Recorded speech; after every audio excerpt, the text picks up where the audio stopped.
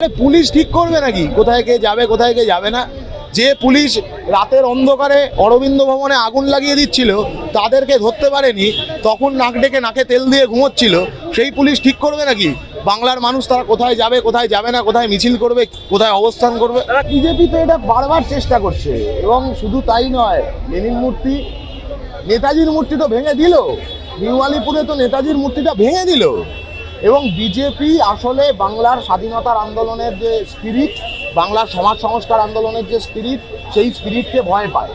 আমরা এই বাংলার মাটিতে এই মুহূর্তে যে সন্তান ভূমিষ্ঠ হচ্ছে, সে এই স্পিরিটটা নিয়ে জন্মাচ্ছে, এইটা বিজেপি ভয় পাচ্ছে, আরএসএস ভয় পাচ্ছে। প্রতিদিন একটা নতুন করে স্ক্রিপ্ট তৈরি করে ওরা। হ্যাঁ, এইসব এরা শুনেই তো বোঝা যাচ্ছে যে ভাওতাবাজি স্ক্রিপ্ট। আচ্ছা, এসএফআই এর ছেলে মেয়ে এসএফআইরই পতাকাটা পড়াবে? আর এসএফআই বরং বলতে পারতো যে এসএফআই ছেলে মেয়ে এবিভিপির পতাকা পুড়িয়েছে, এটা যদি বলতো তবু খানিকটা বিশ্বাসযোগ্য হতো। কিন্তু আমরা এসব পতাকা পোড়ানো টোড়ানোতে বিশ্বাস করি না, এটা স্পষ্ট বলছি। কখনোই কোনো রাজনৈতিক সংগঠনের পতাকা ভারতবর্ষের যে কোনো প্রান্তে, দুনিয়ার যে কোনো প্রান্তে, সেই পতাকা সেই সংগঠনের পরিচায়ক, সেই পতাকা পোড়ানো অপরাধের সমান। বিজেপির গুন্ডারা গতকাল এসএফআই এর পতাকা পুড়িয়েছে ক্যাম্পাসের ভেতরে। এর আগে একদিন প্রকাশ্যে কলকাতার বুকে ডরিনা ক্রসিং এ এসএফআই এর পতাকা পুড়িয়েছে। আমরা স্পষ্ট বলছি, এই ধরনের গুন্ডাগিরি আসলে সংবিধানের যে ডেমোক্রেটিক ইথোস, সেই ইথোসের পরিপন্থী। বিজেপি আরএসএস সংবিধান বিরোধী, সংবিধান বিরোধীদের কোনো জায়গা যাদবপুর কেন বাংলার কোনো ক্যাম্পাসে নেই, থাকবে না। আরে ওই বিধায়িকা যা খুশি বলুক, ও কাল রাত্রিরে ওই বিধায়ক উনি কি করছিলেন? উনি কালকে রাত্রিবেলা রাত্রির 2টোর সময় যাদবপুরের আশেপাশে ঘুরঘুর করে কি করছিলেন? মিডিয়াতে তো দেখলাম মিডিয়ার বুমের সামনে যাত্রা পার্টি করছিলেন, সেটা আমি দেখেছি। কিন্তু এর বাদে ওনার কি কাজ ছিল এখানে? উনি কি করতে এসেছিলেন এখানে? উনি তো যাদবপুরের বিধায়ক। যাদবপুর বিশ্ববিদ্যালয়টা কসবা বিধানসভা কেন্দ্রের মধ্যে অবস্থিত। তাহলে উনি এখানে এসে কালকে কি গোল পাকানোর চেষ্টা করছিলেন? আসলে উনি এসেছিলেন গুন্ডাদেরকে মদত দিতে, গুন্ডাদেরকে আস্তানা দিতে, শেল্টার দিতে, এবং তার পাশাপাশি গুন্ডাদের উস্কানি দিয়ে অরবিন্দ ভবনে আগুন লাগাতে, এবং পুলিশ যাতে নিষ্ক্রিয় থাকে সেই ব্যবস্থাটা করবার জন্য রাত্রি 2-2:30 পর্যন্ত ওই বিধায়িকা উনি এখানে এই চত্বরে ঘুরে বেরিয়েছেন। এই উত্তরগুলো আগে উনি দিক। একাধিক ছাত্রছাত্রী ক্যাম্পাসের ভেতর আহত, তারা ক্যাম্পাসের ভেতরে আছে। ক্যাম্পাসের ভেতরে ছাত্রছাত্রীরাও তারাও হচ্ছে যে গণজমায়েতের ডাক দিয়েছে, তারা ক্যাম্পাসের ভেতর জমায়েত করেছে। আমাদের স্পষ্ট কথা, এইভাবে যাদবপুর বিশ্ববিদ্যালয়কে দমানো যায়নি, এইভাবে যাদবপুর বিশ্ববিদ্যালয়কে দমানো যাবে না।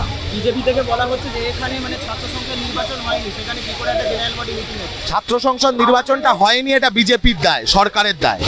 সরকার কেন এখনো ছাত্র সংসদ নির্বাচন করছে না? আর ছাত্র সংসদ নির্বাচন হয়নি বলে কি তাহলে ক্যাম্পাসের ভেতরে ছাত্রছাত্রীদের যে দাবি দেওয়া, সেই দাবি দেওয়া তারা তুলবে কোথায়?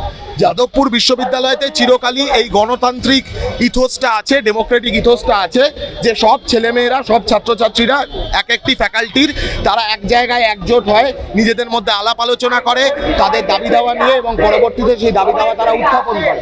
সেই কারণেই জিবি মিটিং হয়, সেই কারণেই জিবি মিটিং ছিল। এখন বিজেপি জিবি মিটিং এর মানে বোঝে না, সেটা বিজেপির সমস্যা, এটা আমাদের সমস্যা না, যাদবপুরের সমস্যা। বললাম তো, জিবি মিটিং ছাত্র সংসদ থাকলেও হবে, ছাত্র সংসদ না থাকলেও হবে, কারণ জিবি মিটিংটা ক্যাম্পাসের ছাত্রছাত্রীদের ঐক্যবদ্ধ আওয়াজ তুলে আনবার একটা প্ল্যাটফর্ম। সেটাই কালকে সেই মিটিংই হচ্ছিল, এবং সেই মিটিং এর পরেও হবে, কোনো বিজেপি আটকাতে পারে। এবিভিপি প্রতিদিন এই ধরনের নতুন নতুন স্ক্রিপ্ট তৈরি করে। আগুনটা যাতে লাগাতে পারে তার জন্য তার আগে একটা স্ক্রিপ্ট বানাতে হবে। সেই স্ক্রিপ্টটা হলো আমাদেরকে মেরেছে তাই আমরা অরবিন্দ ভবনে গিয়ে আগুন লাগিয়ে দিয়েছি। অসাধারণ স্ক্রিপ্ট, কিন্তু এই স্ক্রিপ্টে কোনো বাংলার কোনো মানুষ এই স্ক্রিপ্ট বিশ্বাস করছে না। ক্যাম্পাসের ভেতর পরিকল্পিতভাবে ক্যাম্পাসের পরিবেশ নষ্ট করবার জন্য গতকাল বড় ধরনের পরিকল্পনা ছিল। আমি আবারও বলছি, বড় ধরনের পরিকল্পনা ছিল। বিজেপির বিধায়ক এই চত্বরে ঘুরে ঘুরে লোক জুটিয়েছে, গুন্ডাদেরকে একত্রিত করেছে, যাতে ক্যাম্পাসের ভেতরে একটা বড় রকমের দুর্ঘটনা ঘটাতে পারে, সেই ধরনের একটা প্ল্যানিং নিয়ে এরা কিন্তু নেমেছিল। আমি যা শুনেছি, আমি যা শুনেছি ইঞ্জিনিয়ারিং ফ্যাকাল্টির জিবি মিটিং ছিল, সেই জিবি মিটিংয়ে এবিভিপির বাঁদররা তারা গিয়ে ঝামেলা পাকানোর চেষ্টা করে, হাতাহাতি করবার চেষ্টা করে, মারধর করার চেষ্টা করে অন্যান্য ছাত্রছাত্রীদেরকে, সেইখান থেকে গন্ডগোলের সূত্রপাত। এটা তো ওরা বলতে পারবে ওদের কেন মনে হচ্ছে, কিন্তু আমরা এটুকু বলতে পারি এবিভিপি প্রত্যেকটা ক্যাম্পাসে কলকাতা এই একই ধরনের আচরণ করবার চেষ্টা করছে। আরে এবিভিপি মুক্ত হয়ে যাবে গোটা ক্যাম্পাস, আমরা বলছি গোটা রাজ্যের সমস্ত ক্যাম্পাস এবিভিপি মুক্ত হয়ে যাবে, আমাদের করতে হবে না, রাজ্যের ক্যাম্পাসের সাধারণ ছাত্রছাত্রীরাই করবে। ছাত্র সংসদ নির্বাচনটা করুক, সমস্ত ক্যাম্পাসের ছেলেমেয়েরা একজোট হয়ে বাংলাটাকে, বাংলার সমস্ত ক্যাম্পাসকে এবিভিপি মুক্ত করে দেবে। 9 বছর ধরে নির্বাচন হচ্ছে না, আমরা এর আগের সরকারকেও সরাসরি চ্যালেঞ্জ জানিয়েছিলাম যে নির্বাচন করুন, এত ভয় পেলে চলবে না, এত হাঁটু কাঁপছে কেন? যদি এতই ভালো করে আপনারা সরকার পরিচালনা করছেন, একেবারে ক্যাম্পাস পরিচালনা করছেন, তাহলে এত হাঁটু কাঁপছে কেন? আগের সরকারও উত্তর দিতে পারেনি, নির্বাচন বন্ধ করে রেখেছিল। এই সরকারকেও গত কয়েক মাস ধরে চ্যালেঞ্জ জানাচ্ছি, এরা চ্যালেঞ্জ অ্যাকসেপ্ট করছে না।